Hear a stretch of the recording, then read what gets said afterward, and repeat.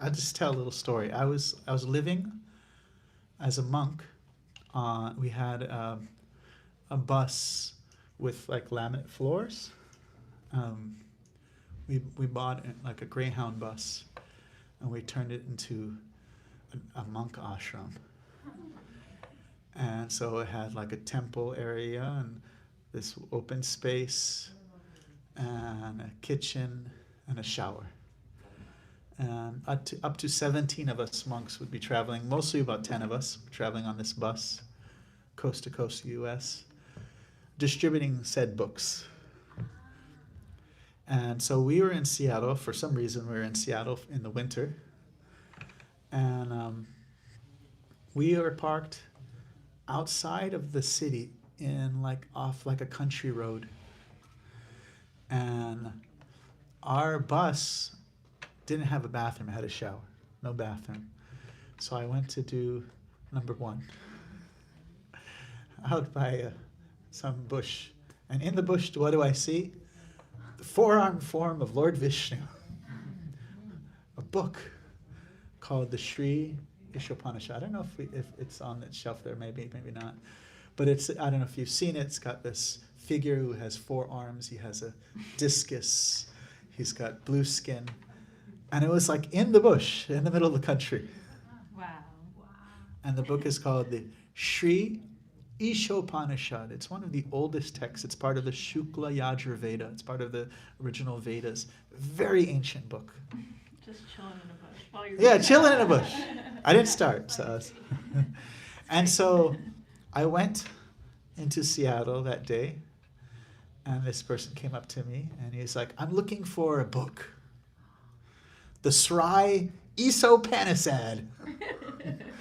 I was like, Sri Ishopanishad, yes.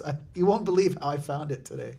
So he was looking for that book, and we had filled our bus with $30,000 worth of books, and we've distributed $20,000 worth of them at that moment. We were going on the concerts and the fish tour, and we basically had 8 pallet loads of boxes of books that we completely finished. So we were out of that book, and then we found that one book. The person came up to me saying, I'm looking for this book. So very, very mysterious how these books find their owner. So nice.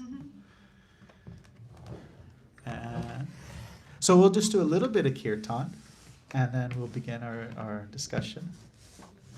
Hada, you want to sing? Well, you come sing. See? Everything is mysterious. Hare Krishna,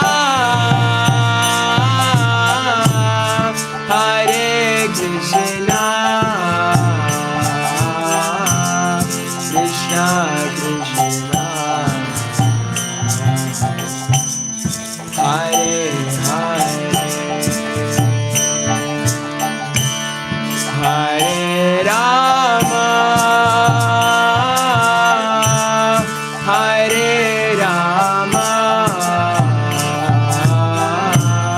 Rama Rama, Hare Hare.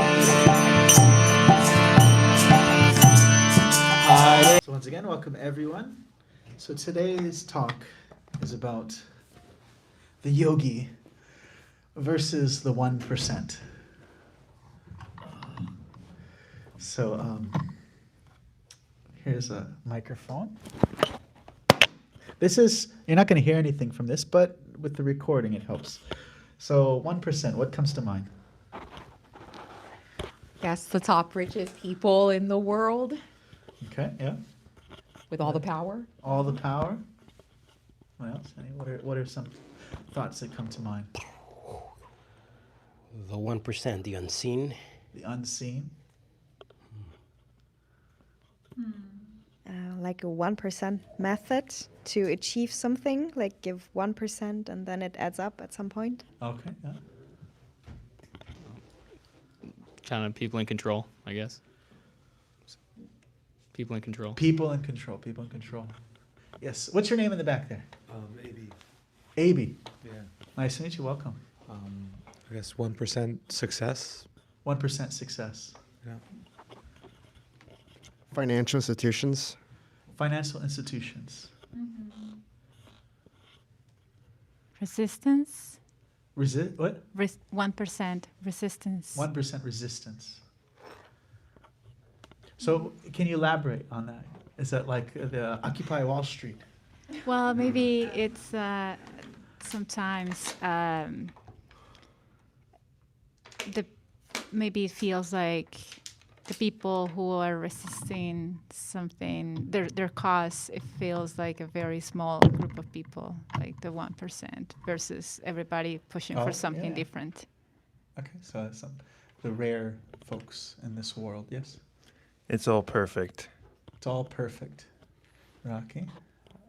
Oh, I'm not into share, man. Anybody on this side? Any thoughts about the 1%ers versus the... Okay, so in the past 5,000 years, since the rise of Christian people, Islam, I'd say any proselytizing religion will form a mass quantity of people that believe that religion or politicians are the people that should determine what's best for people. So those people have divided up the land and made us forget that we are all one. So I'd say, and they're all mostly men. So men are in power right now. That's the patriarchy. And I think those people are part of the Illuminati, and they've got such a tight grip over money, which is an illusion, and this fear, the veil of evil. So I think anybody who's playing into that game is part of the 1%. Nice, thank you. Yeah. And so I made it kind of like the Street Fighter theme. And so the next question is the yogi. What comes to mind? Carmen. Yogi is us, the rest of us, the 99%. The 99%.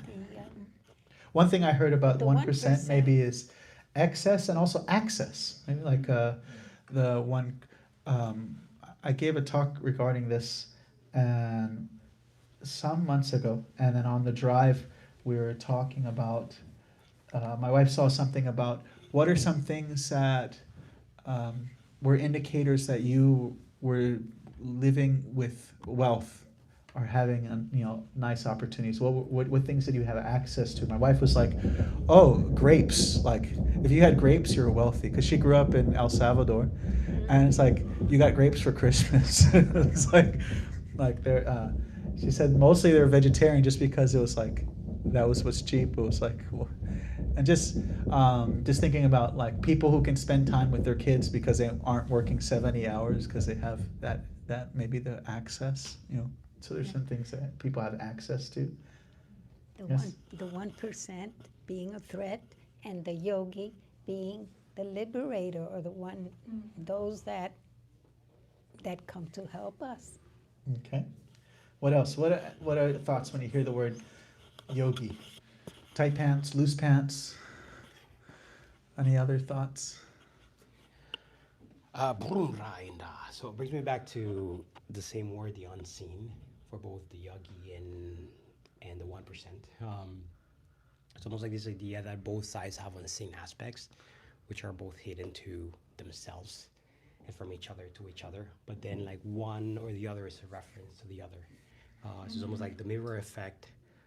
So it's the 1% is that unseen. I don't know if that makes sense. That's kind of what. Thank you. Yeah. Any other thoughts on this side? Back there, yes. The yogis are the people who are blessed from their previous lives, who come back to save us from our bad mistakes and our material desires. So the people who are blessed come back over and over again to save us from our bad deeds, and those are the yogis. Okay, nice, thank you. So one definition of yoga is that process by which we free our mind from these obstacles so we can see our true nature, we can understand who we really are. and the yogi is endeavoring towards that. Any last thing you want to share? I think maybe the yogi lives for a greater good. Lives for a greater good. Okay. All right. Thank you. So I will share with you a story. This is from an ancient book called the Srimad Bhagavatam. That will be our Sesame Street word for the day. Everyone can say Srimad Bhagavatam. So you've probably heard of Bhagavad Gita, very ancient, famous book. You'll find that Vedic literatures, there's so much literature. Bhagavad Gita, people is well known. What's another famous book from India? Kama Sutra, that's another one. That's also an ancient Vedic book written by the sage Vatsyayana. Kama means desire. It's like a book about relationships. You pronounced it with a P. What? Bhagavatam. Bhagavatam. Yeah, Bhagavatam.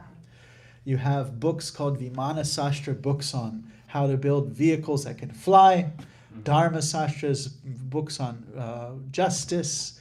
You have books on agriculture and all kinds of social sciences. You have, you find so many different books.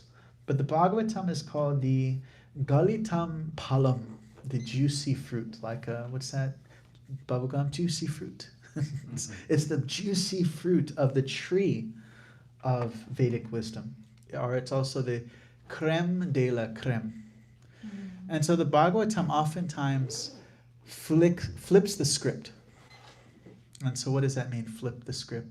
Things that we expect are often flipped on us. Like sometimes I'm actually compiling a list of questions for the monks to put on a dry erase marker board, and it'll be, say, the question of the day for the New Yorkers. And so one question is God a person or an energy?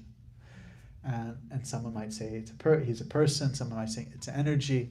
And then my next question is strawberries or cream? And they might say strawberries, or they might say cream. And I say, why not and? When you're speaking about something divine, shouldn't you expand all your possibilities? And so the Bhagavatam is like that. It's also always flipping the script and expanding different possibilities.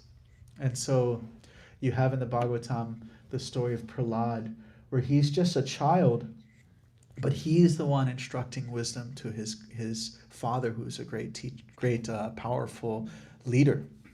Or you have this one person named Vritrasura, and he is literally a monster who eats angels for breakfast. He's described as a dragon, and he's fighting the devas, the gods of the heavenly planets. And he is the one with the deepest wisdom in the story, and that becomes revealed throughout the story, this Bhagavatam story. He is actually the wise one. And he was actually cursed to become a monster, and he was just like, come on, guys, kill me so I can be done with this monster body, But Vritrasura is, I'll look it up. It's a very cool story. It has his past life. Who he was in his past life was a person named Chitraketu.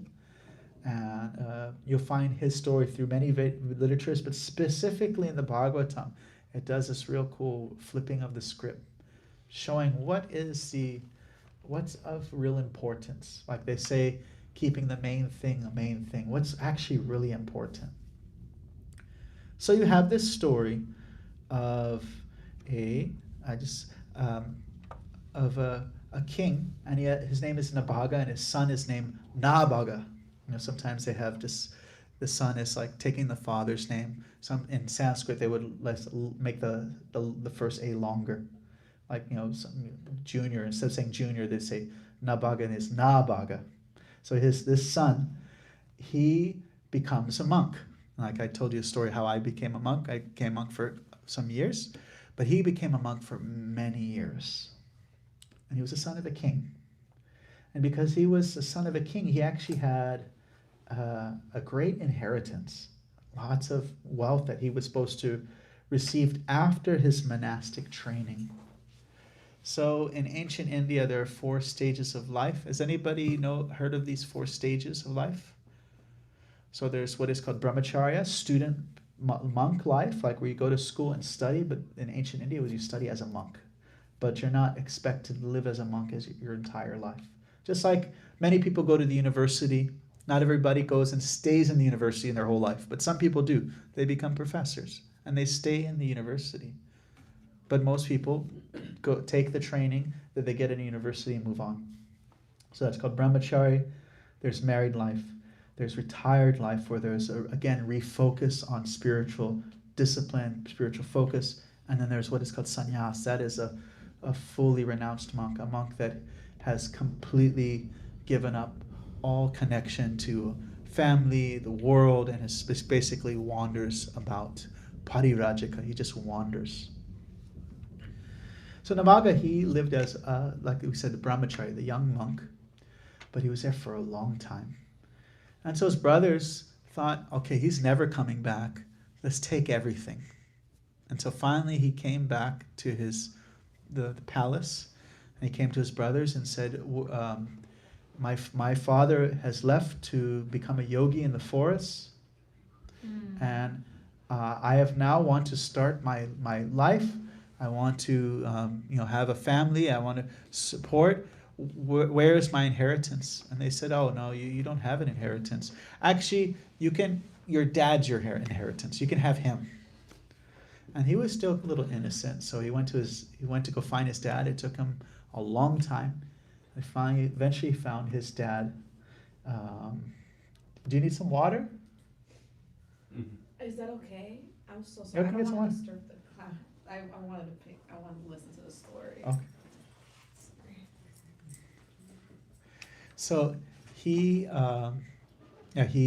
went looking for his father, and his father said, actually, my dear son, you've been cheated. I can't be your inheritance. People aren't property. I can't be your inheritance. So, but there are these people who are going to be doing this religious ceremony, and on the 6th day they'll need some assistance. And if you assist them, they will give you lots of the charity that is, they will bestow it upon you. And so he went and assisted, and they gave him all this wealth. And then after they gave him all this wealth, this very strange figure appeared and said, that's my money. All that wealth is mine. And he said, well, my father told me this. Can we go speak with my father? And the father said, yes, that person is Lord Shiva, and all these sages, they were offering everything to Lord Shiva. And he said, okay, Shiva, you can have all this. My father said, this is yours. And so then this being Shiva, he's like actually one of the great angels, great divine beings. He said, I can see you have a good heart, so I'm going to teach you wisdom. And then he taught him this wisdom. And then after, he gave him all the wealth. And so he gave him the wisdom, and he gave him the wealth. And that story leads into the story of his son. So he had a son named Ambarish. And Ambarish, again, he was born in this wealthy family. He was actually very wealthy. Not only did he have rulership of one continent, but it's described that he was ruling 7 continents. He was a very powerful, powerful king. The 1%. But he was, due to the connection to his father, and due to the many, many past lives, he was actually deeply, deeply spiritually devoted. He was not actually, his heart wasn't into it. There is one description of a saintly person that's very interesting. A saintly person is described to be like a cheating spouse. Yes. Anyone guess, how can a saintly person be like a cheating spouse?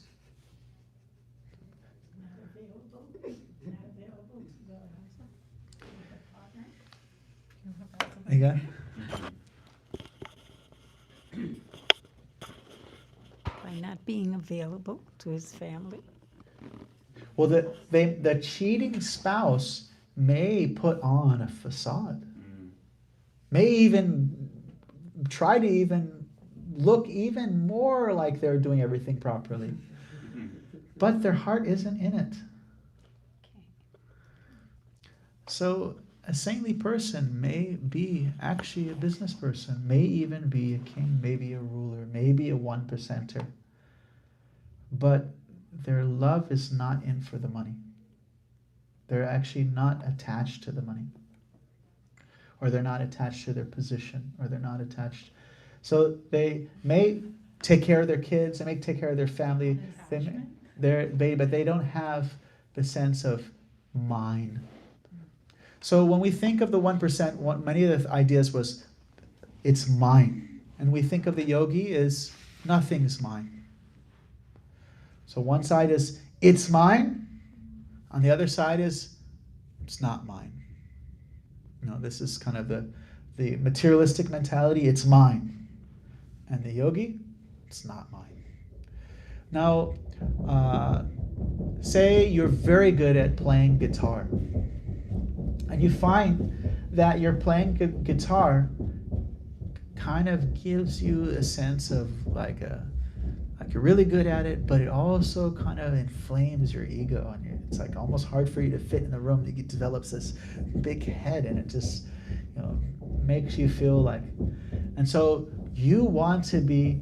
You have the sense because you've been going to the Darshan room or soul talks or reading these cool books. You're like, actually, I don't want this ego. Should I give up my guitar? I don't want this ego.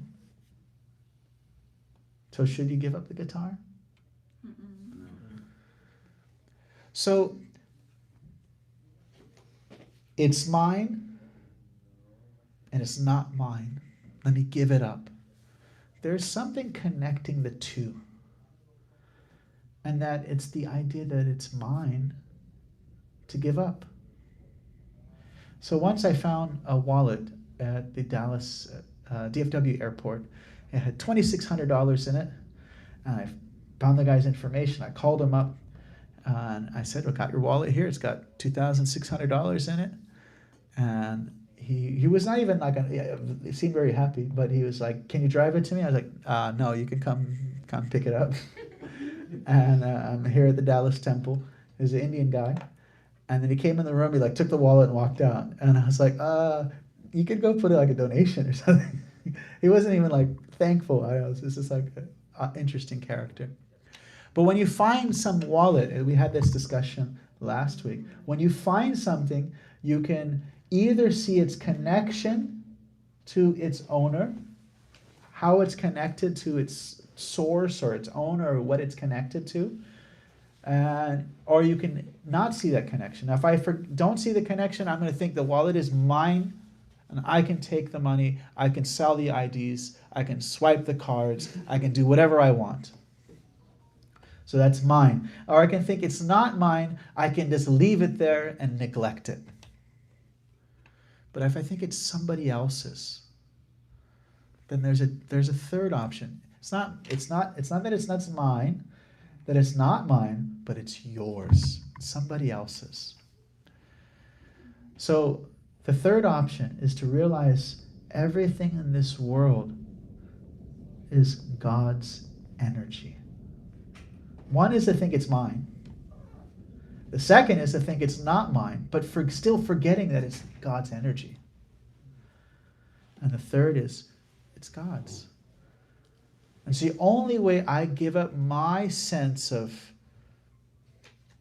egotistic attachment is if it's for my enjoyment. But if I give it back to the Supreme, no, it's for God's enjoyment. Then I actually become truly detached and renounced. I actually become a true yogi. So Ambarish, the king, was a true yogi. He used every single breath in meditation. He woke up every morning very early and sat in meditation. He used all of his finances for spiritual purposes, for altruistic purposes, to help people. He used his eyes to see the beautiful temples and holy places. He used his ears to listen to the spiritual talks and kirtans. He used his tongue to eat the delicious food that's been cooked with love and devotion and offered to God. He used his intelligence to examine the philosophy. He used his heart to engage his heart in loving service. He used his body, his legs, and moving to go to holy places. And so in this way, he was fully engaging himself. And so he decided to do what is called vrata, like a fast. And there's a day called Ekadashi. Anybody heard of this? Ekadashi, you ever heard of that? So it's a fast. It happens twice a month, where you can just fast from grains and beans. That's one way to do it. But this king, he decided to do it for a year long. And not only that, he would do several times where he would take no food or even no water for 5 days, no food, no water. And he would simply be engaged in meditation. So he was like this fasting, and he was fasting for his own spiritual growth and also as a way to bring goodness to this world. This was kind of his spiritual process. And there happened to be a very powerful yogi that came to visit. And this yogi is named Durvasa Muni. Durvasa Muni is famous in ancient literature as being not only a powerful yogi, but also a very temperamental yogi. There are different things that kind of become eradicated within the heart at different paces. Like someone might get rid of envy or lust, but this anger is one of the things that those things may actually become quite conquered, and the person actually is not becoming controlled by lust, but somehow the anger is still there. So this yogi was a yogi of impersonal meditation. He was meditating on the soul, but not meditating on a loving relationship with God. So his spiritual connection was based on his own mental rigor, his own fortitude. It was not based on like a relationship or reciprocity or compassion or mercy. It was all about his spiritual muscle of his mental fortitude. And sometimes that more mental fortitude, the strength of it leads to a little bit of pride, and that pride leads to anger. So he was traveling, and the king had been fasting for 40 days. He had been doing only water. No water, actually, he did like, it was like only water, and then there was a period where he was like no water for like 4 or 5 days. And he was doing this long fast.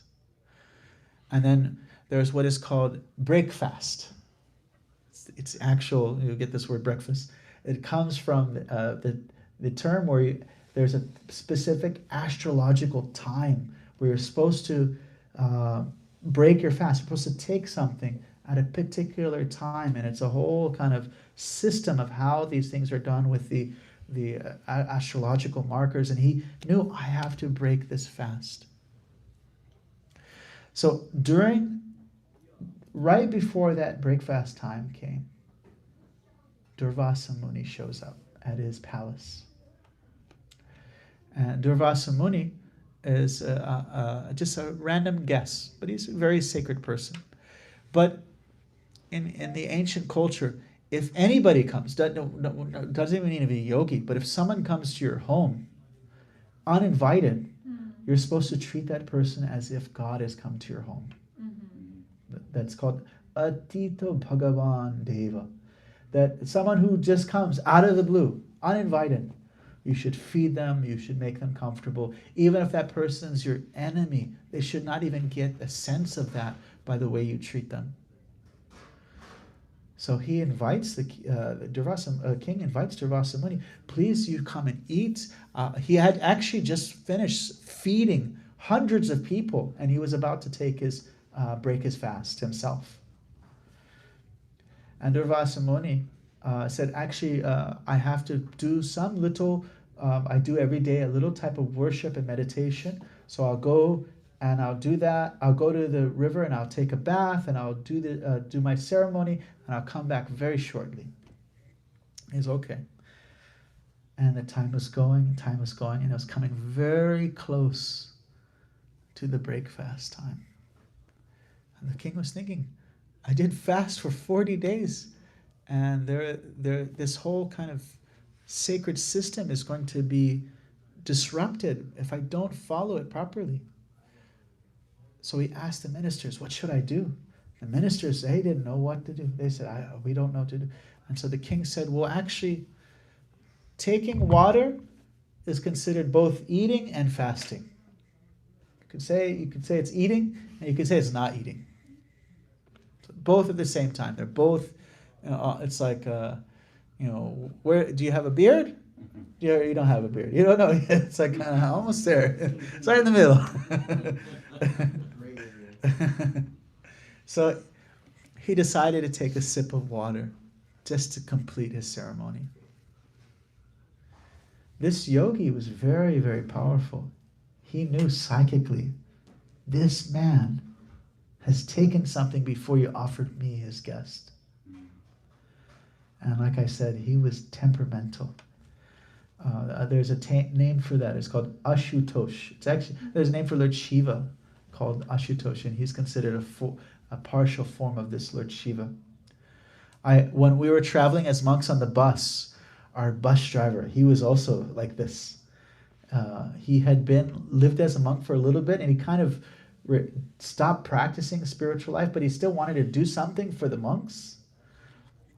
And so one day we were traveling in Seattle, and we were, like we said, mentioned earlier, we're in Seattle, and some of us would be in downtown with our books, selling books in the street, and some of us would be in the airport at a kiosk in the airport. And then one night he just didn't show up, and we had nowhere to go. We were like monks lost on the street, and we had to call up one of the monks. He grew up in Seattle. He called up some of his old friends, and they were like gangster kids, and we stayed the night at their house. And then we found out the next morning that he was out like drinking, and none of us said anything to him because we know he's Ashutosh. He's easily angered, so we're like, we didn't even make a complaint. So this is Durvasa Muni. He's very temperamental. And so he pulled out a dreadlock out of his head, and he threw it on the floor, and he pronounced a curse. Now I heard once that it says in the Vedas that if you can say the truth, and only the truth, for 12 years straight, then every word you say will become true. And so this yogi, he cursed him that a monster would come and kill the king. And so out of this hair came this monster, and he went to go and kill the king. And the king he did not run.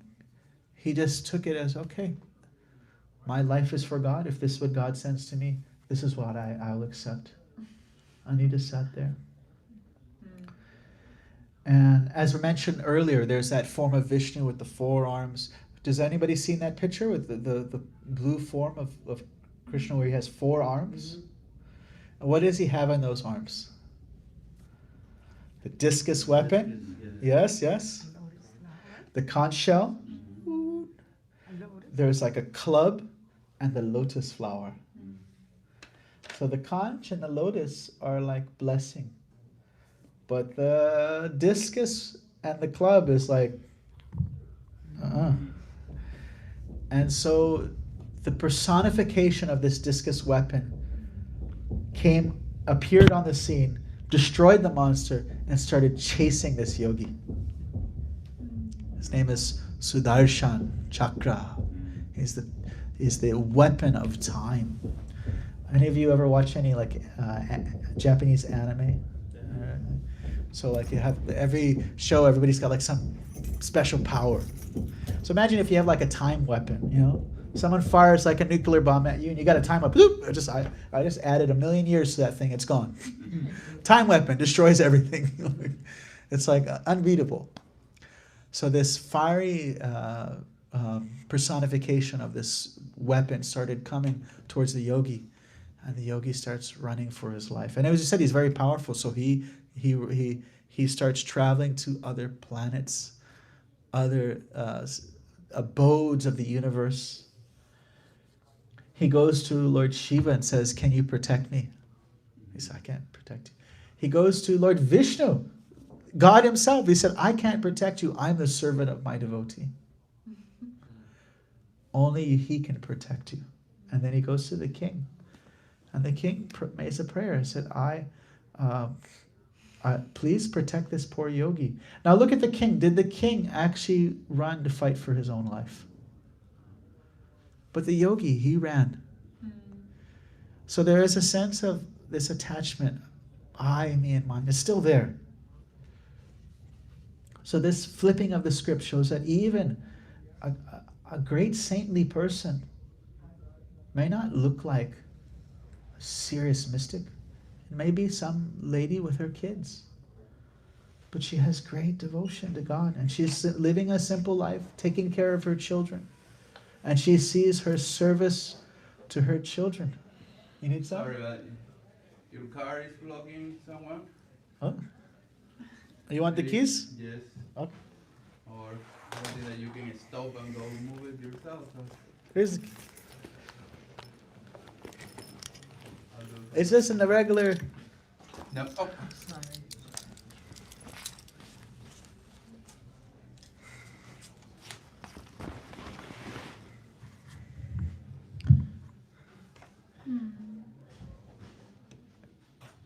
So you have many examples in the Bhagavatam that the saintly person is not the person who has nothing. Maybe they have kids, a family, a business. They have so much engagement, but it's about where the consciousness is.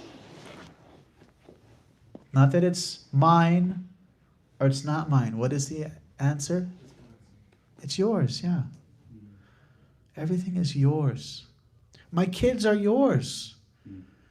So let me take care of them like they're yours. Let me be the example to them like they're yours. They're not mine. My guitar, it's not mine. It's not the mentality of mine or not mine. This guitar is yours, my Lord. Let me use it for your sake. Let me sing songs in such a way that elevate people's consciousness, that they actually remember who they are, what's the purpose of life. So there's this term, vairagya. It's a Sanskrit term, means renunciation, detachment, spiritual detachment. And there's what is called palgu, false renunciation. It's not mine. You know, I'm just going to neglect things. I'm going to, there's a term called spiritual bypassing. Okay? I don't give something its proper attention because I'm so spiritual. Arjuna was actually in this situation. He was in a situation that it was a hard situation, but it's something he had to do. He had to challenge power that were cruel power. He had to step up to them, but they were close to him. They're his family. He was like, no, I just want to be spiritual. I want to be a yogi. I want to go to the forest and meditate. Krishna's like, that's not going to be spiritual. You have to do what you're supposed to do, but just give up the mentality that it's mine or it's not mine. Rather, it is yours. That is called yukta vairagya. When we connect everything to its source, then we truly become detached. That's the understanding that's given. So I'll stop here, see if there's some. What are your reflections? What do you want to take home with you? And questions? Karma's got her hand up. Where's that microphone? Is it still around?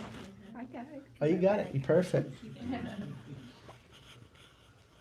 I've always had a problem with that, with concepts in the Bhagavad Gita. When you say it's yours, what is it that is Krishna's? The people who are going to die, if Arjuna fights, the people that he's going to lose, his family, they're Krishna's. That's what is not his. So in the beginning of the in the beginning of the Bhagavad Gita, Arjuna gives all these really good reasons, but he says, how can I hope to enjoy a kingdom that is won through blood? But then the question is, he's talking about his enjoyment. Like, how can I enjoy? And Krishna's saying it's not about whether you enjoy, it's whether you're doing the right thing. These are evil people who are taking over, and you have to stand up to them. You are been trained as a warrior since your birth. Just imagine you were trained as a powerful police officer, and then you see somebody attacking somebody in the alleyway, but it's your cousin. You can't say, well, I don't want to stop them. They're very dear to me. No, you have to do it. Doesn't matter if you enjoy it or not. Because it's not about your enjoyment. When you give up the sense of how I personally benefit, but rather let me do the right thing for the right internal purpose, then the soul will be happy. So it's that sense of attachment is that calculation. Am I going to get this or that? No. Just do the right thing, whether it's hard or not. Just like the examples and before we had refrigerators and all that stuff. It's like it's summertime. You still have to cook. You still have to eat. So, if you want food, you still have to cook, whether it's hot or where it's cold. You still should shower. You need to keep the consciousness and the body clean. So there's certain things we have to do, whether we personally get a personal pleasure out of it or not. So that's one of the points that is given there in Bhagavad Gita. Some more. So I was flipping the script on you, thinking the 1%er was going to be the bad guy. Yeah, I have a follow-up about that. Would you say that anybody stuck in possession or like ego identity is stuck in Kali Yuga permanently, like as a soul collective? So Kali Yuga is a time period that we're particularly in, and it's described that in this time period we are manda. We're very lazy when it comes to spiritual life, and we're eager for everything else, like money, instant gratification. But when it becomes like myself and this consciousness, we're just like, we kind of slowly move about. We're not very serious about where Kali Yuga is described to be where our minds are very agitated, we're angry, we're short-tempered, we're short-lived in many circumstances compared to like the descriptions of the yogis in the past. But there's also described at the same time that in Kali Yuga, because there is a specific condition, there's a specific prescription. So like if you have a headache, then there are certain medicines that are specific for a headache that are different from, say, like a skin rash or a fever or something like that. There's different medicines that are specific for particular circumstances. And so because we can't sit in meditation for 20 days straight. Does anybody can do that here? Anybody can just sit for 20 days straight in meditation? So they describe these yogis could do things like this, and that's just the beginning steps. That not only we're given something so easy, but also very joyful, very blissful. Simply sing the names of God. And that not only can you achieve what the yogi achieved, you can achieve something even deeper. Because when you sing the names of God, you're connecting to the divinity directly. And you're connecting to divinity not only directly, but in a very deep, loving way. And so the yogi, just like a mother may have like a couple, like she may have triplets, and one is crying, and other is crying. But one might just be annoyed. One might be in a little bit distressed, but the other one might actually be calling in great anxiety, full anxiety. So we can actually connect to God in this chant, and that when there is that intention of like, oh Lord, please, I want your connection. I like as George Harrison, I really want to know you, I want to see. There's that. The mother knows. Okay, this one is just crying, this is making noise, but this one really needs help, and I'm going to be there. I'll be there for you, but this one's going to get extra attention because there is sincerity there. There's a true calling that is there. So in the path of Ashtanga Yoga, where you're meditating for 24 days straight, you're working on your own personal grit, and many of them could do that. But because they can do that, the humility to actually say, oh Lord, I need your help, doesn't come. But we're lucky because we can't do any of those things.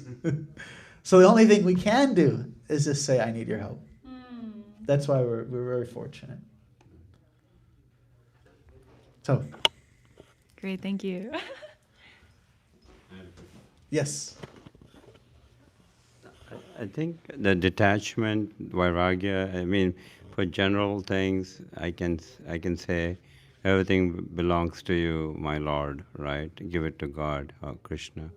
But let us say you lose your child, your son or your daughter, and how can you stay in a state where you're not troubled, or say my child belongs to you, and I can stay dispassionate? How do you do that? So if you're taking care of somebody else's child, are you less careful or more careful? More careful. Yes. So a sense of this is yours doesn't mean a sense of neglect. It's a sense of I really care for this child. Yeah. But if you lose your own child.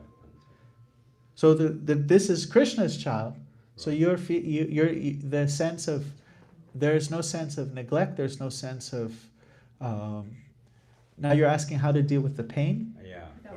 Exactly. My question is, how do you stay detached without that deep psychological pain? So you don't stay detached. It's part of you have to go through the natural, stages of grief. It's and if you are already, there's certain levels of spiritual engagement. Like for example, you have a rocket and you come up to like 100,000 feet, 200,000, 500,000 feet into the air, and it goes around the Earth or so. I don't know how far it needs to go to become like a satellite. But if you get it out like millions of miles from the Earth, then there's no more gravity. So there are certain personalities, like very rare personalities, where they can leave the orbit of this material connection and they're unaffected by anything. But we're not meant to pretend to be that. We're not like we just gave my Toyota keys. If I go and see a blue Toyota outside that's all smashed up, my car, you hit me. And then I see, somebody else's car. Oh, okay. There's like no attention there. It's like, but because it's mine, there's all this attention. If the crash, I feel the pain. It's like connected to my nervous system, and I feel it. And my car's old, so. If you pass by a junkyard full of the same kind of cars as your car, you don't feel anything. But you hear a crash outside. It's my car. So we're not meant to like pretend that we don't have an attachment, but we're meant to understand that this is Krishna's, and we also have the wisdom that that in this world there's the way it works. We don't want to claim it's mine, because it just everything gets taken away, and so we'll have to go through the stages of grief. Mm-hmm. Okay, thanks. We're like in the Bhagavatam is spoken by the son of Vyasadeva, Sukadeva Goswami, and he was on that, like I said, that rocket that's millions of miles from the pool of the gravitational orbit. He was a naked yogi. And these ladies saw him. They were bathing in the river, and they didn't even react to him. And then a father was looking for him. The father was a great yogi, Vyasadeva. And immediately they covered themselves. And they said, and he asked him, why'd you didn't do that for him? They said, because he doesn't see male, female. He just sees soul. He's like that rocket a million miles away from the gravitational pull. But you can tell what a woman and a man. You don't see just the soul. You can see the functionings of this world. You can see how this world works. And so you still have some connection here. So we're not meant to pretend that we're on some high level. Any other takeaways?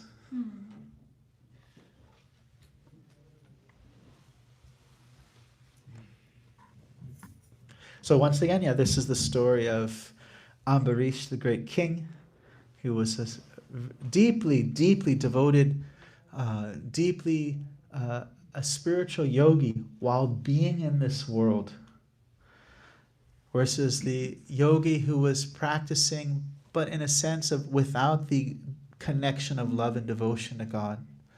And because he didn't have that connection, love and devotion to God, the obstacles of anger and attachment still were plaguing him. Whereas this person who was very worldly was actually already ahead of him. He was already more of a yogi than the famous Yogi Durvasa. So we'll stop here. Om Tat Sat. Thanks a lot. Hare Krishna.